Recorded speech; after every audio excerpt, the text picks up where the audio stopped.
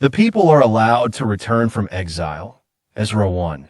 In the land of Babylon, a decree was made, a proclamation that stirred hearts, a hope to cascade for the people of Judah, exiled and displaced, a chance to return home, their spirits embraced.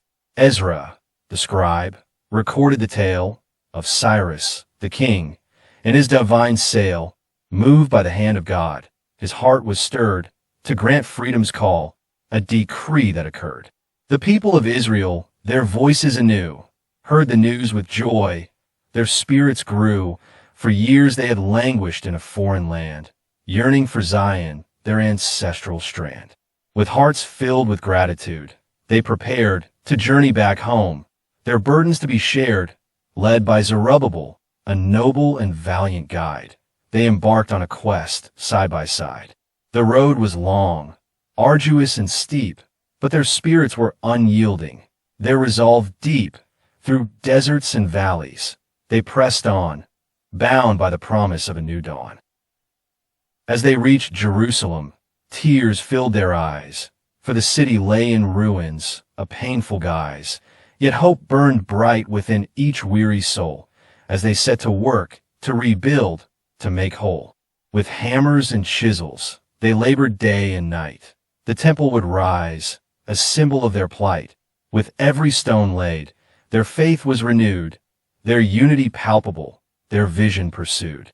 The rebuilding of the temple, a testament profound to the resilience of a people whose faith was unbound. Their prayers and sacrifices, a fragrant offering, a dedication to God, their hearts ever spring.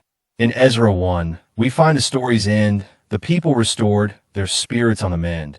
A decree from Cyrus, a moment so divine, allowed them to return, their destiny to realign. And in this tale, we find a timeless truth, that even in exile, there's hope to pursue, for God's providence is boundless and vast, and He guides us home, no matter how long the contrast. So let us remember the journey they took, the exiles who found solace in God's holy book. May their story inspire us to persevere, to trust in His guidance, to banish doubt and fear.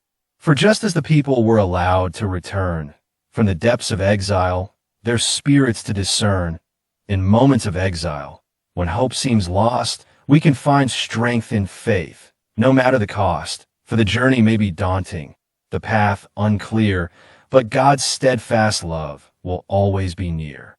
As we face our own trials, our own wilderness, may we remember the Israelites' steadfastness, their resilience and courage, their unwavering trust in the promises of God, in His plans that are just.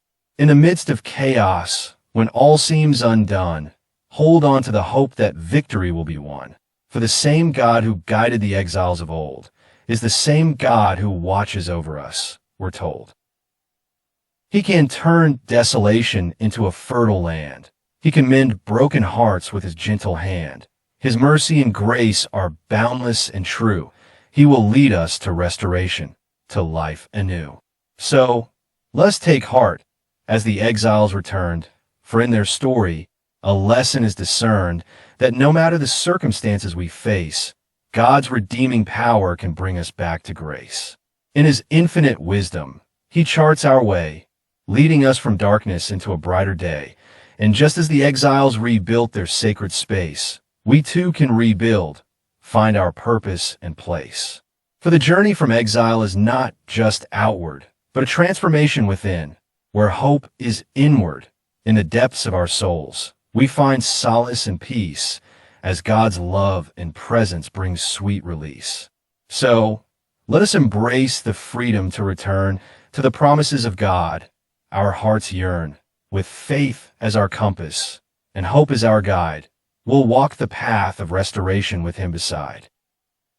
The story of the exiles reminds us today that no matter how far we may wander away, God's love will pursue us, His grace will abide, and in His perfect timing, we'll be reunited. So, let us take courage, let our spirits not wane, for in our return from exile, we'll find joy again, with hearts restored and spirits unbound. We'll stand as a testament to the grace we've found.